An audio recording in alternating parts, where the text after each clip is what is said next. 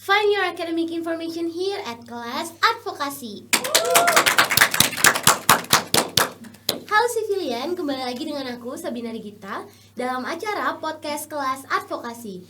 Podcast Kelas Advokasi merupakan salah satu kegiatan yang diadakan oleh Bidang Advokasi HMSFTK UPI, di mana podcast ini memberikan pengetahuan dan informasi seputar akademik dan beasiswa. Nah, teman-teman Sivilian, di episode kemarin kita sudah membahas salah satu beasiswa yang cukup terkenal dan dengan narasumber yang cukup hebat, yaitu dari Kang Rian sebagai penerima beasiswa Jarum. Nah, hari ini di episode kedua, gak kalah seru dan gak kalah menarik, kita akan membahas mengenai salah satu beasiswa yang gak kalah terkenalnya dan memiliki banyak juga peminat di kalangan UPI, terutama mahasiswa DPTS, yaitu beasiswa KSE atau Karya Salemba 4. Nah, untuk menggali lebih dalam dan mengupas lebih lanjut mengenai beasiswa ini, kita sudah kedatangan dua narasumber, yaitu sebagai penerima dari beasiswa KSE ini. Halo Kang Irwan dan Teh Jasmine. Halo. Oke, gimana nih kabarnya? Alhamdulillah baik. Alhamdulillah baik. Oke, mungkin boleh perkenalan dulu, siapa tahu teman-teman ada yang belum tahu gitu. Oke, kenalin, nama saya Irwan Kurniawan dari Program Studi Pendidikan Teknik Bangunan. Oke, nama aku Jasmine Aldahrani. Aku juga dari Program Pendidikan Teknik Bangunan. Oke. Mungkin karena di luar sana banyak banget teman-teman sivilian yang kepo gitu ya dan bertanya tentang beasiswa KSE. Mungkin boleh dijelasin nggak sih beasiswa KSE itu sebenarnya apa sih? Oke, beasiswa KSE ini adalah program beasiswa berupa bantuan biaya hidup dan juga pengembangan diri yang diberikan kepada mahasiswa yang berkuliah di mitra perguruan tinggi dengan Yayasan Karya Salemba 4. Mitra itu ada 34 universitas yang ada di Indonesia, salah satunya yaitu UPI. Oke, berarti beasiswa ini hanya bisa untuk mitra 34 tadi ya? Iya. Oke. Nah, kalau misalkan untuk penerima dari beasiswa ini, kira-kira siapa aja sih yang bisa menerima atau kriteria untuk menjadi penerima beasiswa KSE ini seperti apa sih? Nah, kalau untuk penerima beasiswanya, semua orang bisa banget dapat beasiswa KSE ini. Tapi untuk persyaratannya itu yang pertama minimalnya ada di semester 2. Terus sampai semester atas juga masih bisa. Lalu untuk mahasiswanya itu belum boleh nikah selama dapat beasiswa ini sampai lulus. Nah, terus karena beasiswa ini kan nggak terikat sama dinas ya, tapi beasiswa ini juga nggak boleh selingkuh, nggak boleh double beasiswa. Kalau misalnya udah dapat beasiswa yang lain, nggak boleh nih daftar lagi di beasiswa KSE gitu. Oke, jadi harus setia sama KSE. Iya, benar Oke. banget. Nah, mungkin aku pengen tanya gitu ya, kalau misalkan dari Kang Irwan dan dari Teh Jasmine, itu kira-kira awal mulanya bisa mendapatkan beasiswa ini tuh kayak gimana sih? Misalkan kayak taunya dari mana, terus perjalanannya seperti apa gitu. Oke, kalau saya tahu informasi beasiswa ini dari Instagram, yaitu dari Paguyuban KSE UPI, sama dari Instagram beasiswa KSE itu sendiri. Jadi ada informasi yang disampaikan di Instagram, saya tertarik dan saya coba, alhamdulillah lolos di seleksi berkas administrasi, lalu ke wawancara, alhamdulillah lolos. Oke. Kalau misalkan dari Teh Jasmine sendiri gimana? Kalau dari aku sih awalnya emang banyak coba-coba apply beasiswa ya. Tapi setelah aku dapat informasi dari advokasi ya, karena emang advokasi ini tuh emang benar-benar ngasih banyak informasi tentang beasiswa. Nah, terus setelah aku dapat informasinya, aku langsung apply mulai dari berkas-berkasnya. Terus ternyata setelah lolos, aku alhamdulillah dapat wawancara juga. Setelah wawancara lolos di gelombang 1, alhamdulillah udah jadi beasiswanya gitu sih. Oke, luar biasa. Tepuk tangan dulu teman-teman buat Kang Irwan dan Teh Jasmine, luar biasa sekali ya. Nah, buat Kang Irwan dan Teh Jasmine, aku mau kepo dong, kira-kira misalkan aku memenuhi kriteria yang tadi disebutkan untuk menjadi pendaftar ke beasiswa dari KSE ini. Kira-kira apa aja sih yang harus aku siapin, mulai dari seleksi berkas mungkin atau apa? Boleh dijelasin? Oke, kalau untuk seleksi berkas itu sendiri, yang pertama itu kita harus mempersiapkan foto full body ukuran 3R dan juga ada foto close up ukuran 3x4 dan juga kartu tanda mahasiswa, kartu keluarga, surat rekomendasi. Kalau dulu saya surat rekomendasi dapat dari prodi, tapi lewat wali dosen dulu. Terus tagihan listrik dan juga tagihan air apabila ada. Selanjutnya ada slip gaji. Sama untuk yang tahun ini ada video untuk perkenalan dan juga esai. Oke, kalau misalkan untuk esainya sendiri itu ada ketentuan gak sih atau apa aja sih yang dijelaskan dalam esai yang akan kita kirim nanti gitu? Nah, kalau dari esai sendiri itu kan udah ada poin-poinnya ya, kayak misalnya pertanyaan nih, kenapa kamu milih beasiswa tersebut? Terus ada juga esai kita bikin kenapa sih alasan kita ngambil program studi yang kita jalani di jurusan ini. Nah, terus ada esai tentang gimana cara kita untuk mengurangi beban orang tua. Terus esai tujuan hidup kayak 5 tahun ke depan. Terus ada esai apalagi sih Nana? Penggunaan beasiswa dan juga kenapa sih kamu layak diterima di beasiswa KSE. Oke, jadi emang harus menjelaskan sedetail mungkin terkait diri kita di esai itu gitu ya. Iya, betul. Oke. Kalau dilihat-lihat berarti esainya cukup panjang dan cukup rumit gitu ya, karena poin-poinnya juga banyak gitu ya. Nah, kalau misalkan dari Kang Irwan ataupun dari Teh Jasmine sendiri, ada nggak sih tips-tips untuk mengerjakan si esai ini supaya nantinya lolos gitu? Oke. Kalau pengalaman aku untuk mengikuti proses seleksi beasiswa KSL LMB 4 ini khususnya di esai, aku to the point aja sih jawab pertanyaan untuk esainya. Jadi nggak terlalu bertele-tele, maksudnya nggak dibawa kemana-mana dulu untuk topik yang kita bicarakan di esainya. Jadi to the point aja. Oke, langsung pada intinya gitu ya. Iya, betul. Oke, kalau misalkan dari Teh Jasmine sendiri gimana? Kalau dari aku kan esainya cukup banyak ya, tapi dari setiap esai itu bukan nggak boleh, tapi mending nggak usah panjang-panjang gitu, karena kan reviewer juga paling baca itu dari mulai kalimat yang pertama. Nah, kalimat pertama itu emang benar-benar poin utama, jadi semenarik mungkin nih kita bikin kalimat pertama itu reviewer mau baca sampai akhir gitu. Dan yang paling penting itu kita harus jujur-jujurnya, nggak boleh ada yang dikurangin atau ada yang dilebih-lebihin, karena kan itu juga bisa jadi tanggung jawab ya untuk kedepannya gitu. Oke, jadi yang penting jujur aja gitu ya, Iya, apa yang dituliskan di esai itu ya faktanya aja gitu ya. Oke, luar biasa sekali. Jadi perjalanannya cukup panjang ya berarti untuk mendapatkan beasiswa ini, dan kita tadi baru bahas sampai di administrasi doang. Nah, kira-kira tahapan selanjutnya kalau misalkan aku udah lolos seleksi berkas itu apalagi yang harus aku tempuh? Oke. Kalau untuk seleksi berkas ini betul tadi kata Teh Jasmine, itu harus dibuat sejujur-jujurnya karena itu dipertanggungjawabkan kalau misalnya kita lolos ke seleksi wawancara. Karena di seleksi wawancara itu kita ditanya sepenuhnya tentang esai. Contohnya kalau dulu saya nih pengalaman saya ditanya mengenai pemilihan jurusan. Kebetulan yang mewawancarai saya itu dari program studi pendidikan teknik bangunan juga, cuman beda universitas. Jadi saya dibuatkan tantangan untuk bisa mengerjakan proyek ini. Benar gak sih kalau misalnya aku kuliahnya benar di pendidikan teknik bangunan, jadi bisa nggak mengerjakan rumah 2 lantai dalam waktu yang ditentukan gitu sih. Oke, jadi emang nantinya akan diberikan tantangan sesuai dengan keahlian dan prodi yang tadinya dipilih gitu. Tapi itu kembali lagi kepada jawaban dari esainya. Ya, sama yang mewawancarainya juga. Jadi saya sama Jasmine juga berbeda apa yang pada saat ikut tahap wawancara itu. Oke, kalau pengalaman wawancara dari Teh Jasmine gimana? Sama sih sebenarnya, cuman kan kalau kamu ditanya tentang jurusan ya, nah waktu sama itu, buat project. Nah, waktu itu aku kebetulan ngisi di prestasi itu pernah ikut seleksi duta bahasa. Nah, kebetulan juga yang interview aku itu pernah ikut duta bahasa. Nah, jadi ngobrol seputar apa yang kita cantumin di esai itu. Jadi emang harus bisa ditanggunggjawabin gitu. Jadi nanti juga kita bisa ngejawabnya gitu. Oke, jadi benar-benar yang ditanya tuh pure yang ada di esai gitu. Mereka juga benar-benar baca esai kita gitu. Oke, jadi nggak bisa misalkan aku bilang lomba, aku juara 1 lomba makan kerupuk, tapi nanti dites gitu. Dites Kalau makan kerupuk. bisa jawabnya sih Kok nggak bisa coba? aja. Oke. Nah, kalau misalkan dari Kang Irwan ataupun Teh Jasmine, berarti untuk sekarang udah berapa lama menjadi penerima beasiswa?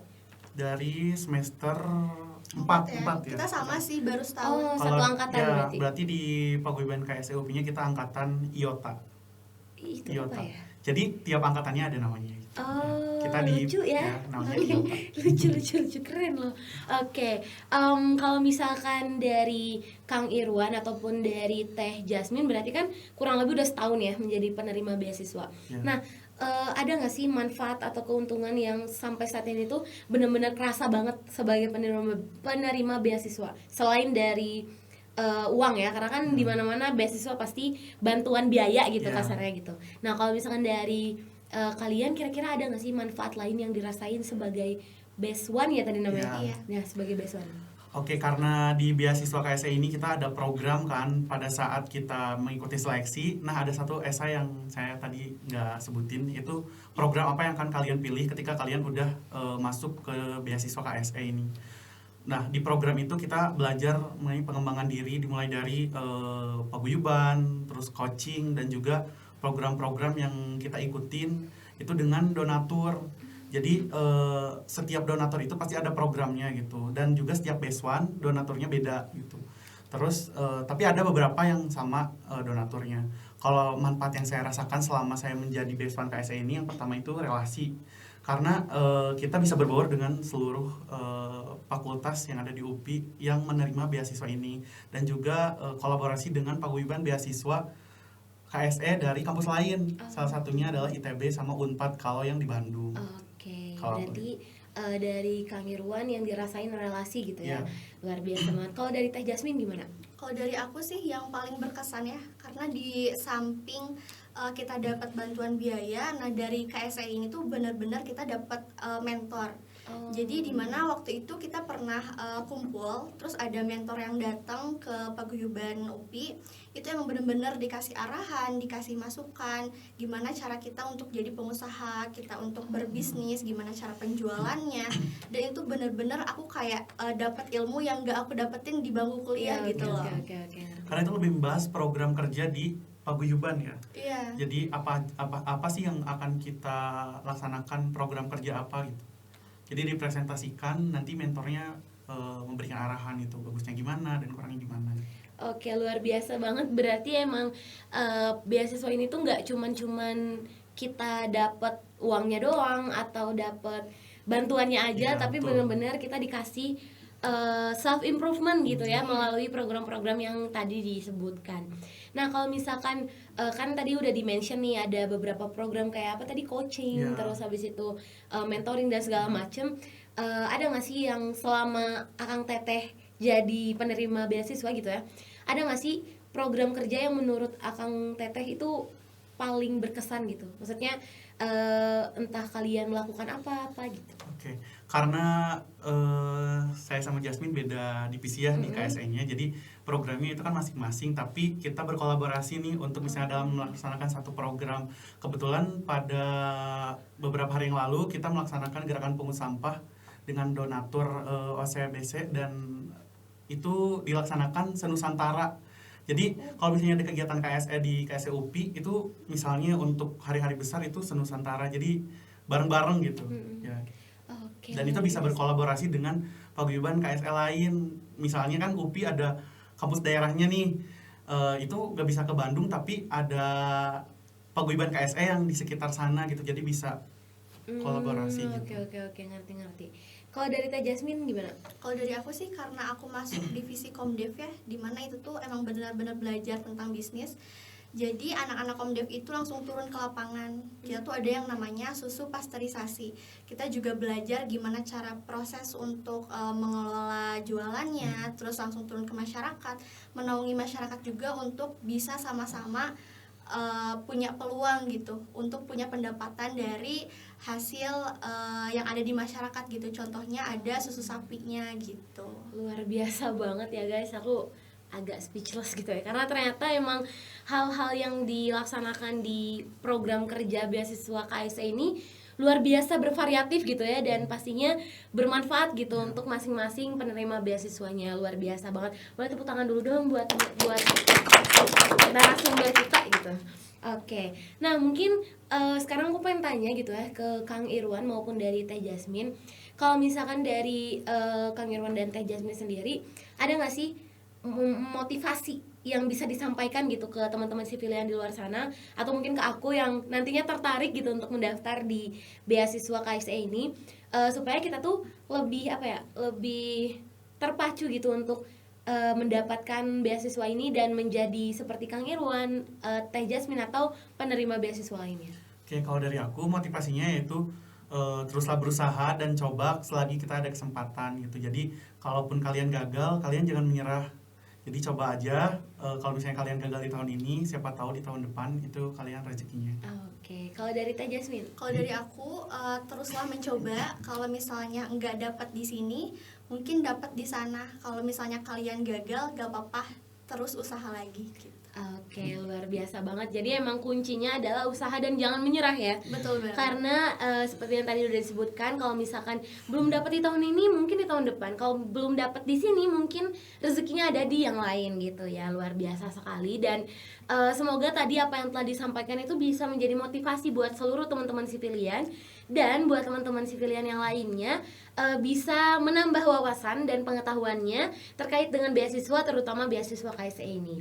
Nah, mungkin aku pengen tahu dong, kalau misalkan aku pengen daftar atau teman-teman sivilian pengen daftar, itu bisa cari informasi tentang KSE ini di mana sih?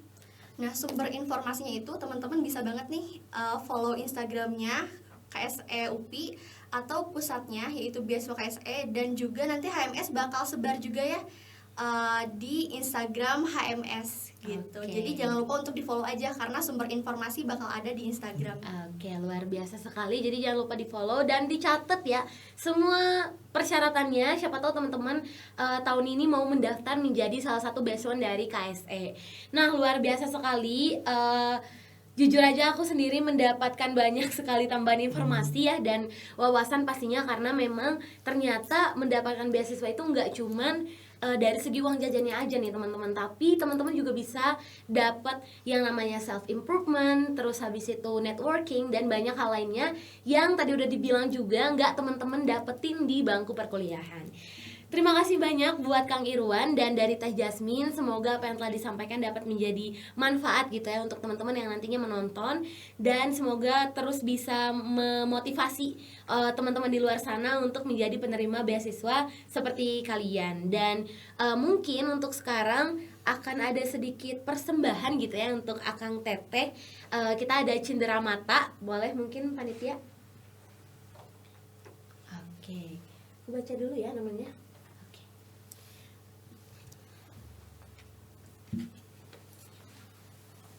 Oke, boleh mungkin untuk panitia kita cekrek-cekrek sedikit dulu nih. Oke, siap ya. 1, 2, 3. Aja, semoga nantinya Kang Irwan maupun Teh Jasmine dapat mengajak gitu ya teman-teman lainnya lagi untuk bergabung ke beasiswa KSE ini, karena seperti yang tadi telah dijelaskan sangat bermanfaat banget buat teman-teman sivilian di luar sana. Nah, karena kita udah selesai nih ya guys, menggali informasi dari dua narasumber kita yang luar biasa hebat banget ini, akhirnya aku harus pamit undur diri dari teman-teman podcast kelas advokasi. Jangan lupa untuk teman-teman saksikan tayangan podcast kelas advokasi melalui YouTube HMS UPI dan juga melalui Instagram HMS_UPI. Dan buat teman-teman jangan lupa juga untuk subscribe dan like dan juga komen nih, kira-kira teman-teman butuh pengetahuan tentang beasiswa apa lagi. Mungkin sekian aja dari aku. Mohon maaf apabila terdapat banyak kesalahan. Sampai jumpa di podcast berikutnya. Aku Gita pamit undur diri. Dadah.